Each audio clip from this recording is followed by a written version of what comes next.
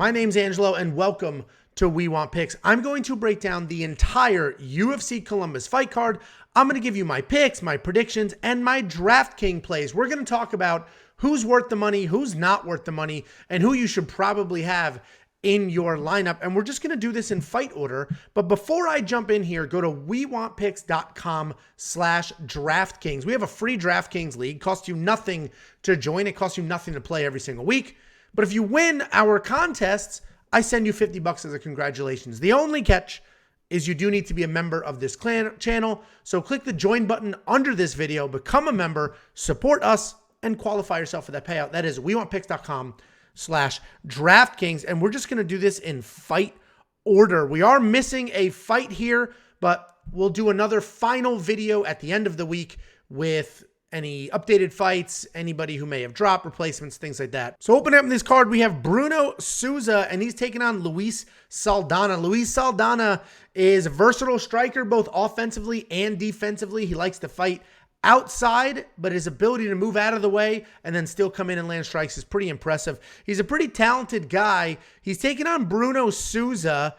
Bruno Souza is like a Lyoto Machida defensive karate guy. But if you look at Luis Saldana, they have him priced at $8,300. That was his price in his last fight. And it's a pretty evenly matched fight. Luis Saldana does have some wrestling gaps. I don't think that will be a problem. But he doesn't really score that well because you know how DraftKings goes. To score well, you need finishes and you need like control or takedowns. Luis Saldana's probably not going to get either one of those things. $8,300, probably not worth it. Let's look at Bruno Souza. He's a little cheaper, $7,900. He's only got the one fight in the UFC. That was his UFC debut, but he had like no offense. Like, I mean, 46 significant strikes. That actually is a higher number than if you were watching the fight, meaning if you had to guess watching that fight, you would have assumed he landed 10. He lost that fight because he didn't have the volume, but his defense is solid. The problem is, even if he won this fight, he would have scored 50 points.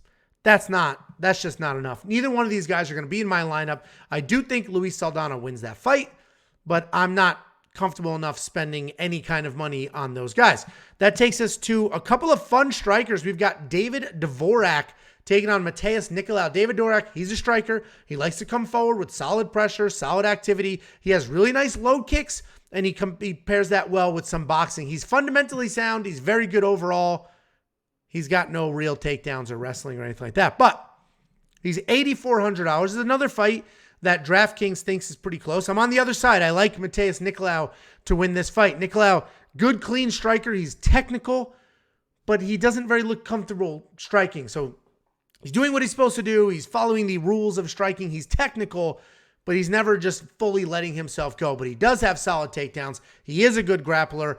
I think they're somewhat evenly matched on their feet. Nikolao's the better striker, so I got to go with Nikolao here. But let's look at Vorak, $8,400. He scored well in the win against Ronderos because he did have that submission, but, you know, again, he didn't get the takedown, so it was really his scramble and his jiu-jitsu abilities took over there, and that's how he scored those points. If we take a look at Nikolao, I think is the better grappler, and he definitely has the wrestling. I mean, he had 2 takedowns against Manel Kape, 3 against Smolka. He had a takedown against Elliott. And that's Tim Elliott, a beast, a savage, just a dirty, get in your face, make it ugly. And he won that fight. So I like Nikolao to win. $7,800, I will probably spend that. Because if I spend $7,800 and I get 77 points out of him, I'm happy with that. So I like Nikolao. I think he's a good play at $7,700. And the DraftKings fight order seems a little different than the actual fight card order, but let's go ahead and do it anyway. They've got Manafro versus Jennifer Maia next.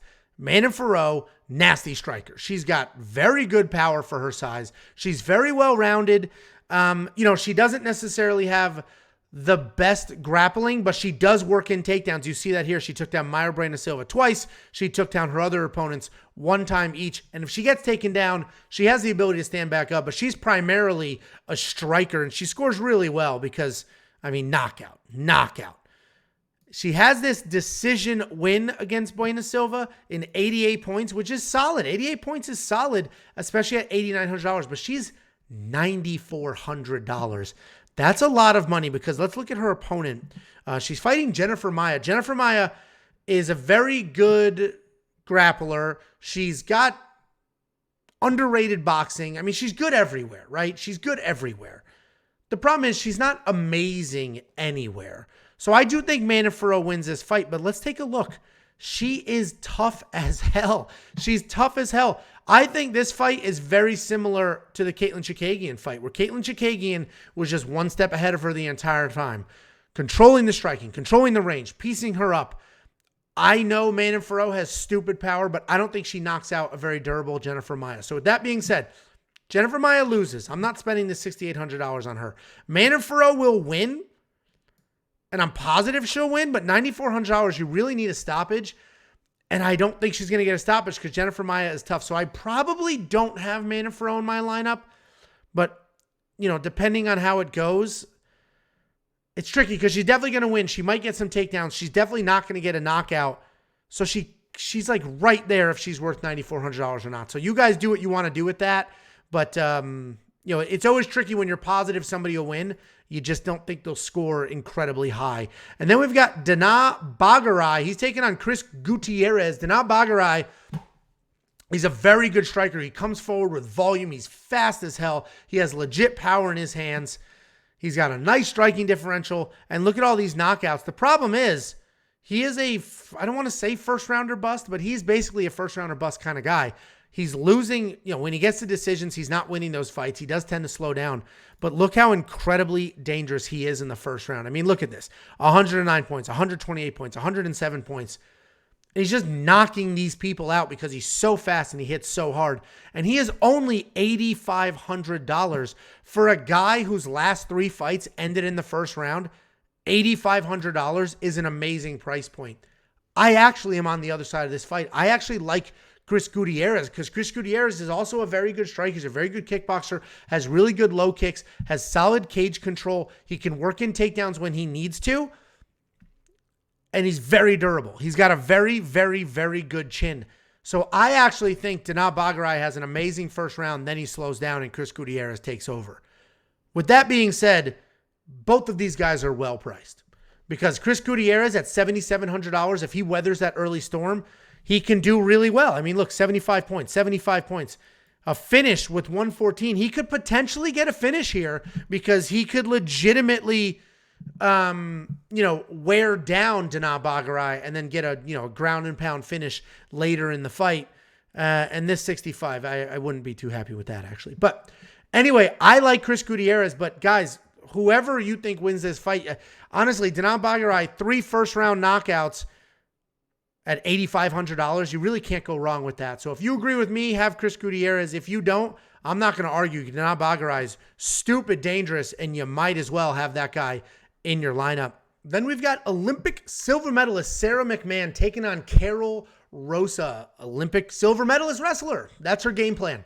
She does have technical striking. Like, she obviously trains her striking. She does what she's supposed to do, but she never really looks comfortable. She's never trying to strike. And if you look at her wins and losses, she either dominates with the grappling or she loses by submission. It's that simple. She can win by submission as well, but when she loses, it's because, she loses some of those scrambles on the ground and ends up getting submitted. Juliana Pena, 3 takedowns, 7 minutes of control time. She was dominating that fight, ended up getting submitted. And keep in mind, she's the champion right now. This is the champion. She was dominating the champion, then got reversed and submitted. She destroyed Landsberg. 3 takedowns, 13 minutes of control time, put up 90 points. She lost to Marion Renault. She lost to Ketlin Vieira, but she beat Mazzani, Davis, lost to Nunes, champ. Lost to Misha Tate, champ. Beat Murphy, lost to Ronda Rousey, champ. My point is, she's destroying everybody who is not a champion or can be a champion. I mean, Ketlin Vieira, nasty. Marion Renault, ridiculous experience. So anyway, do you think Sarah McMahon gets submitted? Well, let's look at her opponent, because the only way she loses is submission. Carol Rosa is a striker, a busy striker at that. She can work in takedowns, but those are off the table with Sarah McMahon. She's not going to go try to offensively wrestle the Olympic silver medalist. She probably should, honestly, but she's not going to. So let's go ahead and take the takedowns off the plate. So that leaves, look at this, 89 points in her win against Betch Correia, who she retired. She had 125 significant strikes. She's got legit volume on her feet, but she doesn't have stoppage power. And although she can grapple and has grappling, I don't think she's going to submit Sarah McMahon, so I am on the opposite side of this. I like Sarah McMahon, especially at that price point. I think she gets a bunch of takedowns, a bunch of control time, and rides herself to a decision. She is over 40 years old, but all she just has to do what she's done her entire life, which is wrestle and control. So I like Sarah McMahon to win. I know a lot of you are very high on Karol Rosa and how good she is and her abilities and what she can do. So, if you like Karol Rosa, go for it. But the only way she beats Sarah McMahon is by stoppage. She does not have knockout power. She just straight up doesn't. So then it comes down to the grappling and the submissions. If you think she could submit Sarah McMahon, then grab her. If not, I like Sarah McMahon, so I'm not going to do that. But interesting fight for sure. Then we have Neil Magny versus Max Griffin. Neil Magny, he's a very well-rounded guy. He's usually overlooked. A lot of people don't give him the credit he deserves, but look at this recent run. The only loss is to Chiesa, which was a 5-round fight. And that's in his last 5. A 1 loss is to Michael Chiesa. He's a very well-rounded guy. If I had to put him in a bucket, I would say that he's a striker, but he does have takedowns as well. 2 against Jeff Neal, he dominated that fight. 4 against Robbie Lawler, dominated that fight. So I think Neil Magny's a very good, well-rounded guy. He is fighting Max Griffin. Let's take a look at Max Griffin. Max Griffin's a striker. We always joke about how when he fought Ramiz Brahimaj, Ramiz's ear came off of his head. And we talk about that quite a bit. But, Max Griffin, he's a good striker. He's got legit power in his hands. And I think he's more dangerous. He does have takedowns, but I would say Neil Magny's probably the better grappler. I like Neil Magny to win, but I think it's just, $8,800. I think it's a bit wide here because let's look, it's probably something like this, like the Jeff Neal win, 72 points. If I'm spending almost $9,000, is 72 points worth it? 63 points against Martin. And keep in mind, this was a good fight.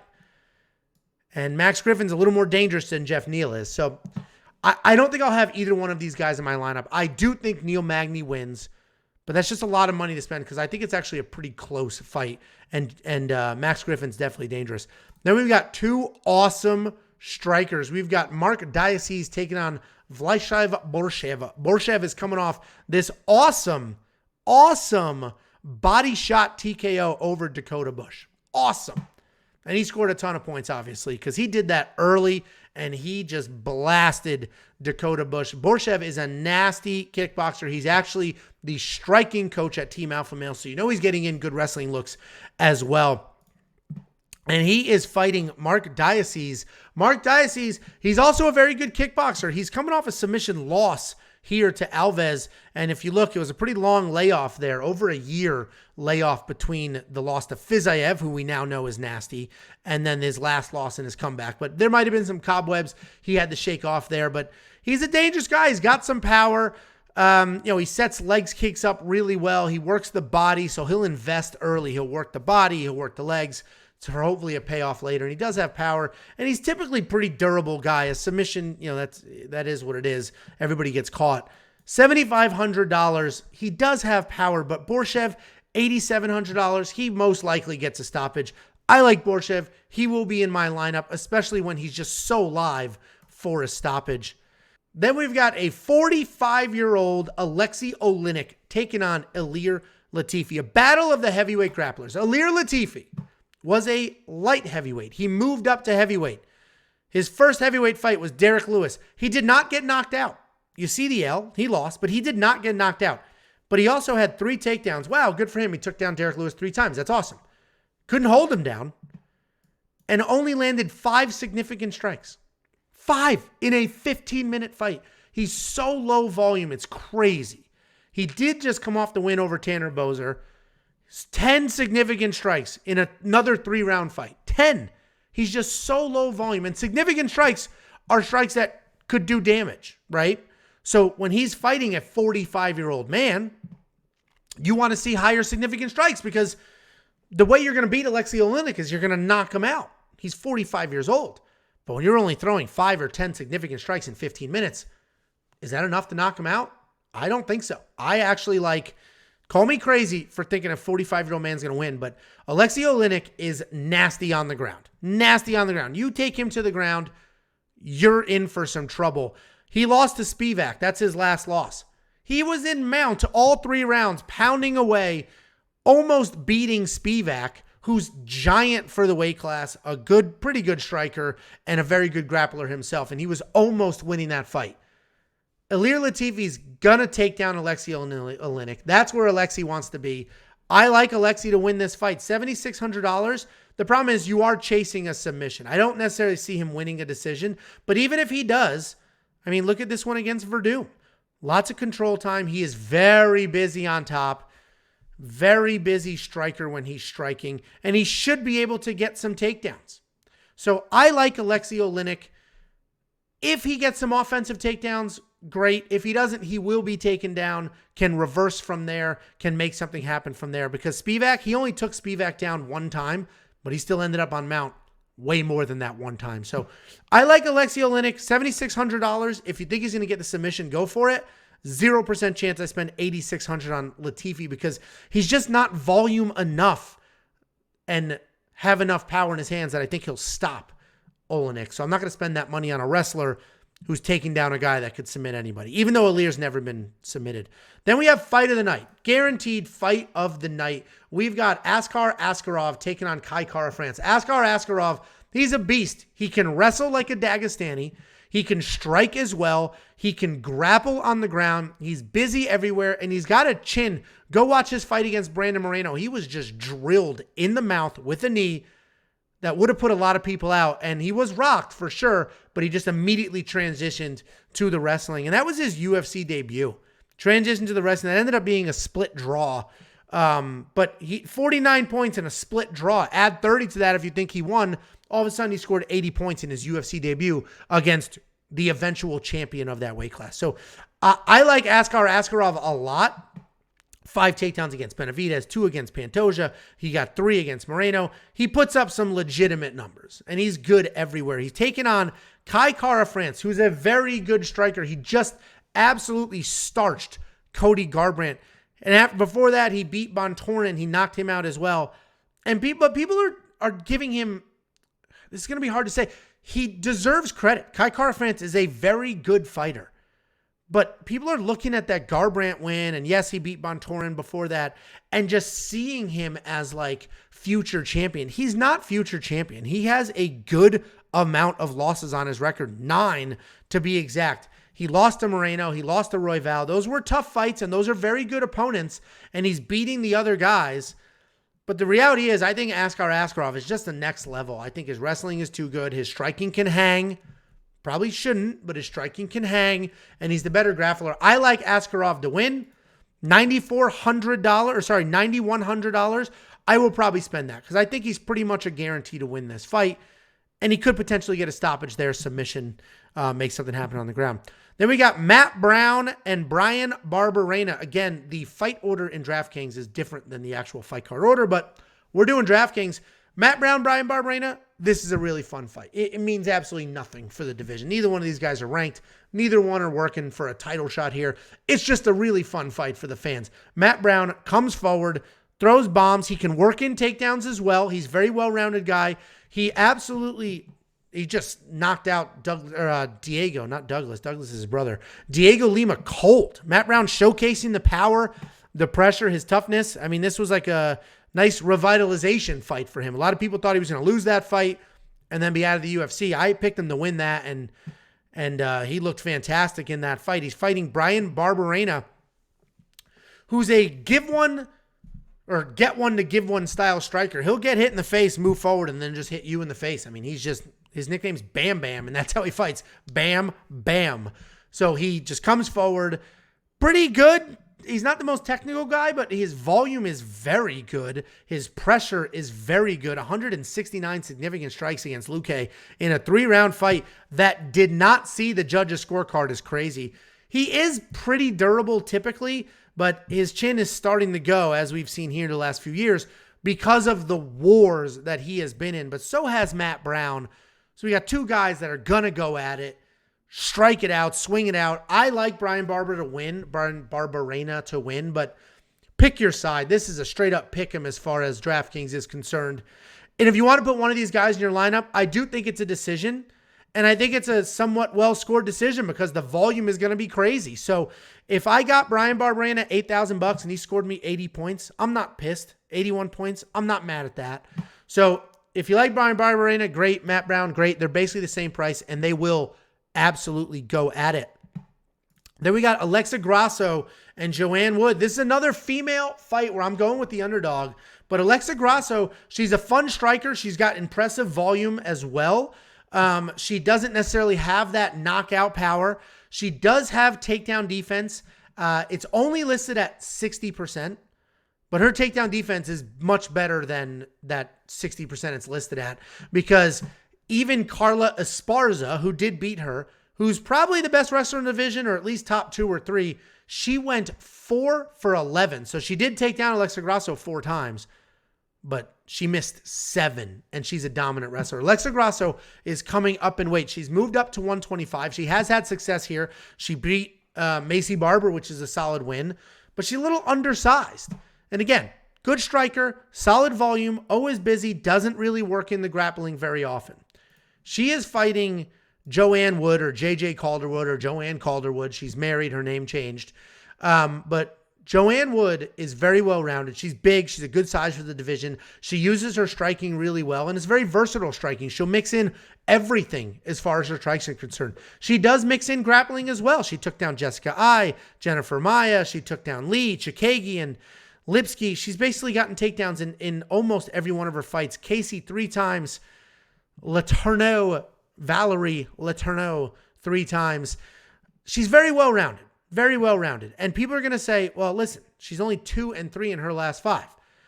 Okay, she lost to Jennifer Maia. Very good fighter. She was submitted. That happens. Lost to Lauren Murphy, who ended up fighting for the title. And that was a split decision that a lot of people think Joanne Calderwood won. And then she lost to Tyler Santos, who clubbed and subbed, and Tyler Santos is a freaking beast. So that happens. So I don't think people are giving Joanne Wood enough credit. $7,200. I will have her in my lineup. I do think she wins this fight. Alexa Grasso is very good, but she does not have the knockout power or submission game of Tyler Santos. She's not as physically imposing as Lauren Murphy. So what's she going to do? How's she going to win? She going to outvolume Joanne Wood? Very possible. Very possible. But at 36 years old, the amount of fights, I mean, look at this resume. The amount of fights that she's had at the level that she's fought, I think she veteran savvies her way to a win here. $7,200, I will probably do it. Main event, this is so cut and dry. Curtis Blaydes should be in your lineup. Look at the points he puts up. So yes, Derek Lewis knocked him out. Sure, it's a heavyweight fight. Chris Daukaus could knock him out as well. I just don't think so. 85 points with Rosenstruck. 173 with Volkov. That says 14 takedowns, which is absurd. 82 for Dos Santos. 120 for Shamil Abdukarimov. 105 against Willis. Starched against Ngannou. Smoked everybody else. I mean, the guy has only lost to the current champion and the guy with the most amount of knockouts in UFC history. He's going to wrestle his way to a win. It will be a dominant wrestling win. Chris Daukaus, 7,000 points. His only hope is a knockout. He is a jiu-jitsu black belt. I don't think that matters on the ground. He's not the first jiu-jitsu black belt that Curtis Blaydes would have wrestled and dominated from top. So I like Blaydes to dominate. I like him to get 1,000,000 takedowns, and I like him to just put up solid points. $9,200. Frankly, I'm surprised he's not 94, 96. So I like Blaydes to win. He should be in your lineup. Daukaus, if you think he has that Hail Mary knockout, go for it. I don't see it. Guys, join our free DraftKings league. WeWantPicks.com/DraftKings. I even let you make your own contests in there. Sign up. Join. I'll see you guys on Friday for our final breakdown after weigh-ins. We'll talk about who looked good, who looked bad, what changed, fights that were added, and jump into the analysis. Like, subscribe, do all the things. I'll see you on Friday.